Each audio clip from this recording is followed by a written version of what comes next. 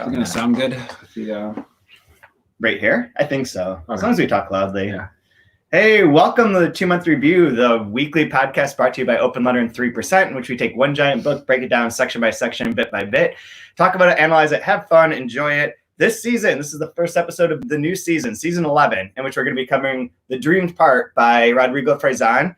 And I'm Chad Post from Open Letter Books, joined as always by Brian Wood. Hi, Chad. I think and for those that aren't watching, we both wore blue, which I think We is wanted to appropriate to match. match the book. So wonderful. I thought we'd color coordinate this year. This is the most professional season ever. 11. We were in a studio essentially. We're in essentially a studio here. Yeah. If you go back and listen, all the ones that are on prime numbers are usually our best seasons. This is true. Number 1. Yeah, that was good. Number 5 was a 1. Speaking of math, is math a science? Math a science is maybe my favorite quote of the year. Katy Perry asking, what's his name? Neil deGrasse Tyson. Neil deGrasse Tyson saying, "Is math science?" But congratulations on your song and your pregnancy. Forget those gender reveal parties. Just have a number 1 single. You should, gender reveal be a single would be perfect. Yeah, way to go. That's what's gonna happen with Grimes. Gotta capitalize on those kids. God, what a bunch of weird singer stuff we've been talking about today. Yeah, LA is just a hellhole. That whole place. It's all gotta fall into the ocean, hopefully, at some point. This is very true. Yeah. Very true. It could happen here. So this is our intro. Yeah, enough death and destruction. Enough pop singers too. Don't need that. So we are going to be doing the Dream Part. We are not going to record next week because I will not be here. So if you look at the schedule that's posted elsewhere, we're skipping next week and starting with the actual text itself the week afterwards. But I thought that we'd get together for at least a short podcast to get back in the flow of things. Sure. I had a nightmare last night that we started this and I couldn't do the intro and I just kept screwing it up and you wouldn't let me start over because there were like 150 people watching us. How is that any different than just reality? I don't know, but it was really bad. It was like I couldn't do it. I just couldn't function. But we thought we'd have a brief one since The Dreamed Part is the second part of a trilogy by Rodrigo Fresan. And the first part, the invented part, was the very first season of the 2-month review, which we did, I believe, 3 years ago now. Yeah, in the summer of 2017.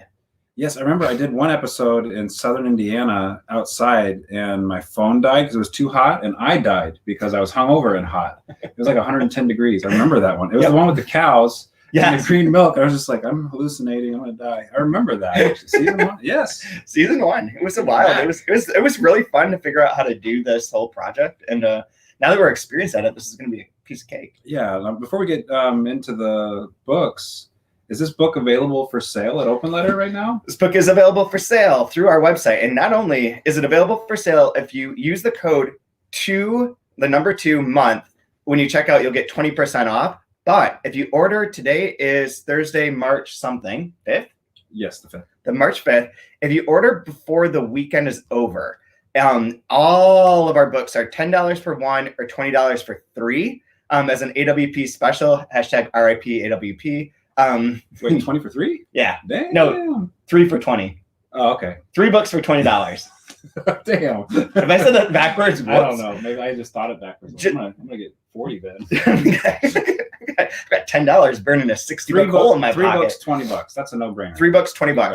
Do it. Everything except, yes, I'm sorry, we cannot ship single book orders overseas internationally at this time. The website is not set up to handle that. I apologize in advance. It is a problem that we are sort of dealing with. It involves like the cost that is allocated by the website and how much it actually costs us to ship things. So if you want to have a subscription and you're overseas, that's fine. But to order a single book, we can't do it at this moment. I'm really sorry about that, but you can get the ebooks, obviously, if you have an ebook reader. So yes, it is available. It's available from your local bookstore. It came out last November, actually. So it's been around for a little bit of time. So hopefully people have it. I know that there's a number of booksellers who are big fans who are waiting for this season so they can really like unpack this because it is it's very different from Invented Part in some ways. It's very similar in others, but very different in like it's suddenly a seemingly different set of characters, even though it's not, but it's just a different setting, a different everything, a different way of progressing. It is a dream versus a book about writing it as an invention. Oh, dear Lord. Rodrigo in a dream. This is gonna be some David Lynch ass shit. We're gonna have to have like a 420 episode apparently, where we just phone one in, like we don't phone all these in, but we'll really phone one in. I'm pretty sure that we are doing an episode on 420. In fact. All right. Well, who knows? Yeah, that'll be interesting. Fun. So, but since this is the second part, I thought it'd be good for us to talk about Rodrigo generally, reintroduce him, and see if we can recap the invented part, which I think will be really fun. So, Brian, what do you remember from the invented part? The speaker or the narrated story, we just kind of would call him the writer. And it felt like I hate to use this term, but like it felt like a book for people that love books and love writing, because it would go into so much kind of detail and kind of cross-referencing all sorts of literature, pop culture, this cool family, this crazy family, the Karmas, I think they're called. Karmas. But I believe the author wanted to go to the Hadron Collider and become a part of the God particle, to become like this cloud infinite being outside of time, space, like into another dimension of like writing and literature. So it jumps through time and space, and we almost kind of thought of it as dropping a pebble into a pond, and you get these ripple and echoes that come out. And the very first chapter is the outside edge of one side of this pond, and the last chapter is the other edge of it, and it kind of echoes itself out. And you're trying to like spiral yourself into this center, but there really isn't one. So it's just this mind fuck of a book. Like a bunch of parentheses next to it. Yeah, exactly. Interesting. Okay. That was my take of it. That is certain of the elements of the book. But I only read it one time. Yeah, so. those are definitely parts of the book. All of them. Let me see if I can try and make a bit of different plots, and then we can recall them. Yeah, maybe you could actually make sense. I'll try my best. My brain's broken. But it's fantastically written. There's this like this lightning bolt of exuberance that's on every page that makes it just compulsively readable, even if you don't understand what's going on. And I mentioned, like, when I tell people about the book, like, I didn't want to write or read for about 2 weeks after the book was done, which is a weird kind of shattering experience, because that's something that's part of my daily routine in life, is to write and to read every day. Yeah. And like, I just wanted to like throw my hands up and like just curse and like, nope, I'm good for now. That's all. Like I just wanted to like think about it and let the book echo with me and carry it with me. Yeah. And it was really a wonderful experience to have something like a piece of literature do that to you. Oh, absolutely. And then it kind of refreshed me and gave me this like passion, exuberance to pursue my own artistic endeavors. Reading, which then led to your first book coming out. Yes. So this is this one, The Invented Part, is a very important book for me. Awesome. That's super awesome. So here's some of the threads that will make sense of what you're saying, and we can fill it out a bit for anyone who needs a refresher course. And I didn't look anything up, so we're going off of my crappy memory. So this will be super fun, because like I barely remember last week. So the writer, it opens with him almost drowning, with his parents reading Tender as the Night, which becomes one of the touchstones throughout the novel. And they're reading the two different versions of Tender as the Night. Fitzgerald's really important. And the Murphys and the idea of that. His parents, the writer's parents, they were superstars of a sort, where they had become like these they did these ads for, I forget what it was for, but they'd travel all over the world. They were beautiful, and they'd have these ads, and they're very famous for that. And they're also like sort of anarchists, and they got killed during a raid of like a department store on Christmas Eve, if I remember. But they die in this raid, and the writer has a sister named Penelope. Penelope meets a karma when she's in maybe London, and is going to get married to this guy who's part of this very big family in Mexico. And so she goes to Mexico though with him, because he ODs and goes into a coma, and they're waiting for the wedding to take place because he's like in a coma. So she's living with this crazy ass family she has like one friend, Lena, and then everyone else is like always, all they do is text at each other and fight with each other, and they're passive aggressive, and they're weird, and they're rich, and they're like their own system of being. Like they're not even part of this world. They're their own world of sorts. And at They're one like the point, Kardashians. they're like the Like, Kardashians. just like, this is nuts, man. This family is nuts. And everyone has like similar names, and they're all like very posturing and very posing. And so Lena gets killed and gets shot, but I can't remember the exact details of that. I think it's like they were going to have like a wedding anyways, even though he's still in a coma. I forget. Anyways, she dies. Lena dies. So Penelope, I believe, fucks the coma husband and gets impregnated by him. Then she goes out tries to escape, and she ends up outside of the city where there's these glowing green cows. Right? They're green cows. Yeah, drink the milk. And she finds all these diamonds, like in the sand, like all this diamonds. So she becomes extraordinarily wealthy. And the book does have another bit where she's living in this big house. The writer has disappeared, I believe. Her son has disappeared, and we don't know exactly why or how. And there's a younger guy who's in love with this girl who wants to write about the writer and wants to tell the writer's story. And there is a bit with that I can't quite recall. Do you remember that? So he sees like the video, and the writer says that the kid that's writing about him is like this great future novelist, or is this great novelist. Yeah, but it's like, he had stolen somebody else's manuscript group or something. Yes, yeah. The guy who I can't remember, but he was overweight. He was like a portly, like weird, talented. Yeah.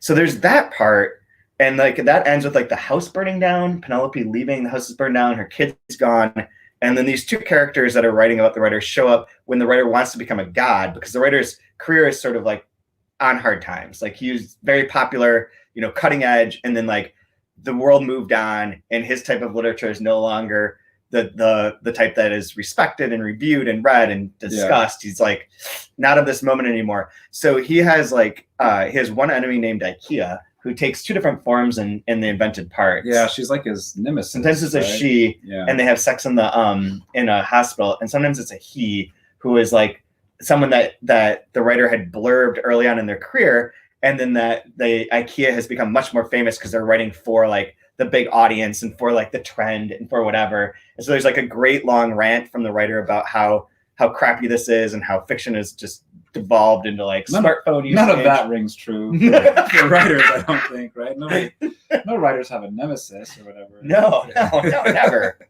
Nobody has nemesis anymore. Or they get jealous if somebody is more popular than they are. No, I've never. That's just absolutely not possible. So that's all super confusing and convoluted.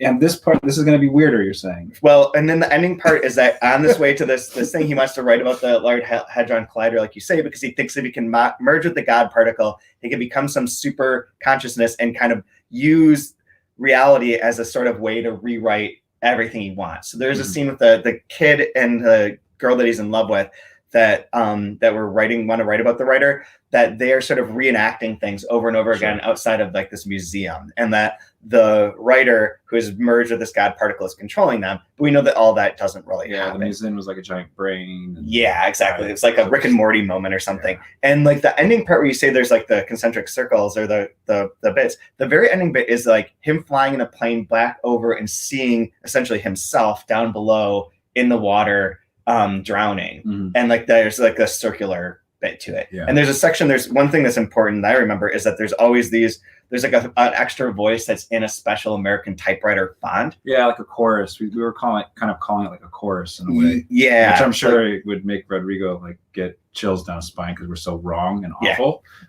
Sorry. Fact. There's a lot of the pop culture references. The Kinks are big in this one. Pink Floyd, Bob Dylan for sure. Lots of little stories, lots of little bits, lots of quotations. I'm trying to think of anything else. There's a 3-part structure, and the dream part will have a 3-part structure as well, although it's not quite identical in the way that it's constructed. But I think that's a good basis, right? I think like the perfect way to like explain maybe Rodrigo, if you don't know of his work, I was giving one of my first readings at a bookstore. And I didn't even read my own work. I read from the invented part at the beginning of my reading. There's this part about the writer, and he's talking about what it would feel like to have your first book come out. And he was like imagining his taking his book off the shelf and like feeling it or smelling it, or like that's good enough. Just that experience alone.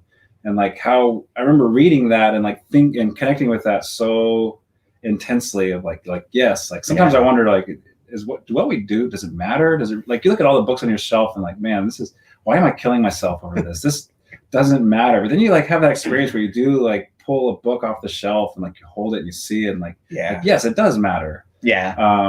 So then like I remember reading that, and then 2.5, 3 years later, the same experience was happening to me, where it was like my book on the shelf and I was pulling it off, and like how incredible it was to like to smell the paper, to feel it in your hands, like from reading this book. And then like the weirdest part of it was Rodrigo was like generous enough to blurb my book, and so I have his, like, he inspired me to finish my book, and then he blurbs it for me and says that it was really, really kind and nice about it, like genuinely kind and liked it. And it's just, he's such a humble, fantastic, polymath was what Lethem said about him. But he's just a joy to read. There's this like exuberance and this passion that you can just feel, and every word is just like vibrating with energy. Like, he's so fun to read. And I'll say this because I know that he would say it if he were here, is that he would talk about how Will Vanderhyden, the translator of both these books and Bottom of the Sky,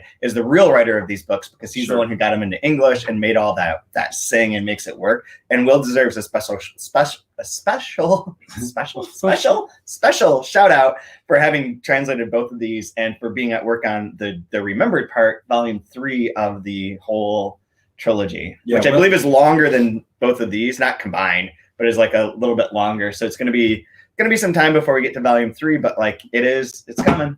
Yeah, Will's amazing. He does a fantastic job. I don't know what makes a good translation, but I don't even notice that this is translated. So maybe that could be one. That's one way. That's one way. Definitely one way. Yeah, it reads so smooth. It's so funny. There's like a joy on everything. You're absolutely right. There's one other thing that I was thinking as you were saying that was important, but I don't remember what it is right now. So it's maybe not that. Couldn't have been that good. No. I don't remember, except that that this. Oh, I know what it was. That when you say polymath, you reminded me that there's 7 parts in the Invented Part. There's 3 parts, but there was like 7 little chapters depending on how you broke it up, and he wrote them simultaneously. Yeah, remember this was being written in like parallel of like different parts at different days. So there's like that flow. The dream part doesn't have that sense. I mean, maybe I'm wrong. Maybe he would tell us that he wrote it in like some other way. But having worked on the dream part, I didn't get that feeling. I felt like this was maybe more he wrote it in the 3 sections consecutively. I don't know. I haven't read a word of it, so I'm really excited. Yeah, it is great. But if you drop $20 and get 3 Rodrigo books. Yeah. If you want it. Yeah, you can get all 3 of them. Get all 3. So we're gonna start out with at a bookstore, I believe. In Dreams. So we have 2 weeks until this first section begins. I might try to actually power through the Invented Part just to kind of refresh. You're out of your mind. Well, I don't remember half of what you just said, so like, I should probably reread it again. What one could do if one hasn't read it or wants a refresher is you can go back on the post for this episode, and I'll include it in the show notes. There's a link to the final. At the end of the first season, I put together a Word document that has every single thing that we wrote about the Invented Part and links to every single podcast. So you could listen to all the podcasts or read the recaps or whatever you want to sort of refresh your memory. I meant to do that, but it's like, I don't know. I write a lot, and I think it was like 60 pages. So I was like, nah, I'm good.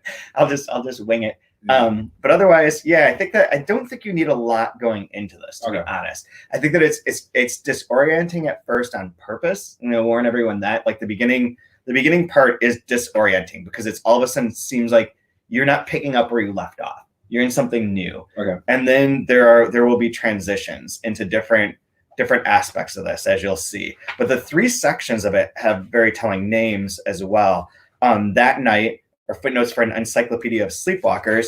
The other night, a rational catalog for an exhibition of restless shadows. And then the third one is, I think it's this night, but it is tonight, Manual of Last Rites for Waking Dreamers. And that's the longest part. So it's not like they're evenly divided. But the first part focuses on the writer, but feels like it's not the writer, getting introduced differently, and dreams. The second part is all about the sister, Penelope. And then the third part kind of brings things together about their life and gives a little bit further certain plot elements and like sets everything up for a grand finale. This is your middle section. This is your second, third act in which everything's in motion, but like it's all in motion. Empire Strikes Back. It's the Empire Strikes Back. Yeah, cool. Yeah, so it's great. I think it's really Fast fun. and the Furious 4. Yeah, right before it'd be 5. 5 or 6, whatever. F9! No, F9 coming soon. This is the Tokyo Drift of Fresan Zouvré. This is where they reboot the team. Yeah. which I don't I still have not seen any of those movies, but I'm super excited to dig into this. It is really fun. I think the first episode goes up to page 57. Okay. So yeah, it starts on page 11, so it's not even like that. There are of course a number of quotes at the beginning. There's a lot of Beatles in this one and a lot of Nabokov. Good. Last time had a lot of Burroughs too. That was one of the things that like even there's a lot of sections about William Burroughs, and it was a long section anyways, and that was like a key to it in the invented part. But this one's more Nabokov, so which is fun, super fun. I don't know. What else do you say about Rodrigo or just? I cannot wait to read him. I'm really proud that these don't line up. Is that on purpose? I think I said at some point in time that I want them all to not quite fit together, right? That'll look cool on a bookshelf like that. At some point in time, we're gonna have a slipcase that'll have these two and the third one in it. Oh, sweet. Yeah, that'd be super cool. So that's why they all have to be the same size, but like we don't know the thickness of the third one, so there's no way to start this until we know that. But I do want them to not quite match. So it'd be cool if you have like a ribbon that can go around them all, and when you take the ribbon off, it has the recipe for a mantra. Yeah, hell yeah! This is the podcast where we introduce drinking into the TNR. My mantra to refresh everyone's memory, aside from being the family's, was a drink that a Barcelona bartender who was Bowie's personal bartender at one point in time created in honor of Rodrigo, named it the mantra, and it won like the drink of Barcelona, and it's delicious. Like it packs a punch and it's very easy going down. So it's the right sort of alcohol drink for me. We'll have to have a mantra episode for sure. Definitely will. They'll come back. They're going to be back in here. I don't know. Anything else? Shameless plug. If you want to read Rodrigo's blurb on my book, it's also for sale. Yes. BOA's doing a sale because of the AWP virtual book fair. Yep. No promo code needed. Just go to BOA Editions, and they have it there for, I think it's like $11.90 or something. It's like 30% off. So nice. Pick one up if you want. I would love that. Go get it. Cool. Yeah. If not, just drop $20 and get 3 books from OpenLayer. It's do both. Brainer. But yeah, please join us and tell people about Rodrigo. I really want more people to know about him in the United States. Same here. Yeah. Join in. And also, you're always free to like email questions, comment during these live shows, send things at any point in time.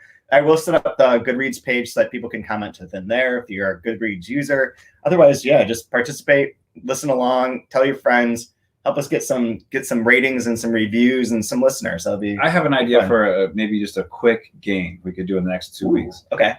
If you know somebody that has read the invented part, what would be your elevator pitch on like what the book is about? Like one sentence or two, and if we get enough sent in to you or whatever, we can post them or something. Yeah, absolutely. Like we can anonymously post them. Like it's a book about. Good luck with finishing that.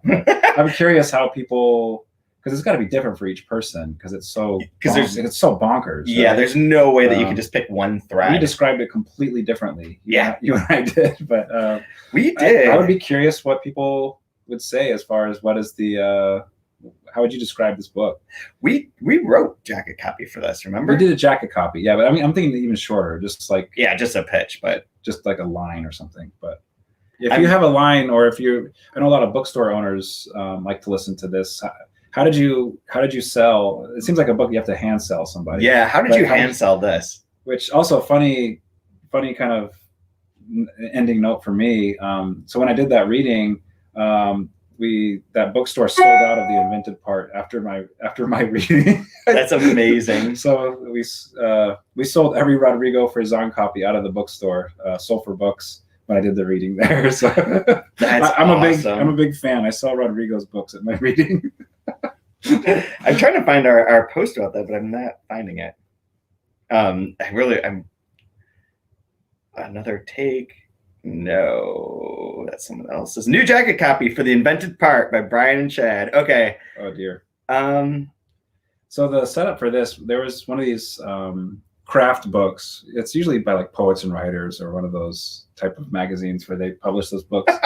And this was how. At the end of this one book, it was like how to write your own jacket copy. It's like, oh dear. And it's like insert character's name, insert their mission. So like it's basically Mad Libs.